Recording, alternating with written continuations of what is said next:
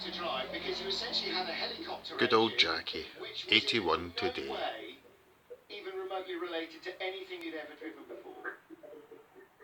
No, it was pretty remarkable, really. I think the rev counter was up at 170, per mile. Terribly high revving gas turbine, and a gas turbine doesn't react. You press the gas pedal and you wait for a little while, and then suddenly it takes off.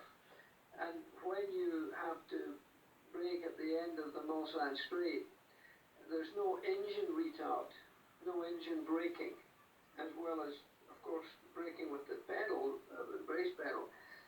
But it meant that in those days, braking was an art of its own.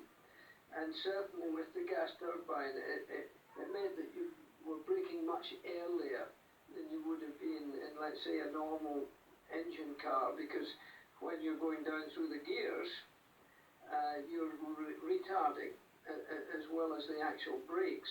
Whereas in the gas turbine, once you took your foot off the gas pedal, there was a second or two when the gas pedal didn't come off, and then there was no retard on the engine, so everything was on the brakes themselves. In fact, Graham Hill ran into the sandbank at Le Mans on the very first lap and damaged the car a little bit. We completed the race, finished the race, but when he hit the sandbank, much of the sand went into the turbine engine and blunted all of the sharp edges of the fans. So we were very slow in the end. I was driving the car at the end of the race, and Jochen Rindt, who's a great friend of mine, passed me every 3 laps. We were going so slowly in the end. And in fact, I was overtaken by a Triumph Spitfire at one point, which did nothing to my reputation. Just was going faster than we could go at that stage in order to finish the race. And we actually finished something like 10th, I think, and we won our so-called class. I don't think it was a gas turbine class, but it was a class. But at least we finished the race.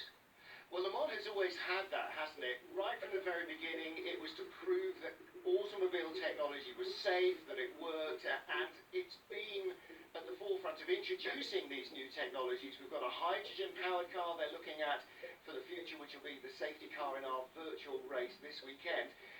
And of course, disc brakes were proved by Jaguar, which have been so much a part of motoring ever since. So many different things have come from testing them in endurance racing. Well, an endurance race, Formula One race is the 100 meters. Le Mans is the marathon. So therefore, the durability is vitally important. To finish first you must finish. And Le Mans was a question of finishing. In Formula One, you were driving at almost 10 tenths most of the time, right on the limit of a Formula One car. And you couldn't do that for 24 hours, and you still can't do it for 24 hours, although many of the drivers would suggest that they are on the limit all the time, but it's not possible because you've got to finish the race, and it's 24 hours. For any performance to last that long at the speeds involved, because I remember with the big GT40, the 7-litre, that I qualified in '66,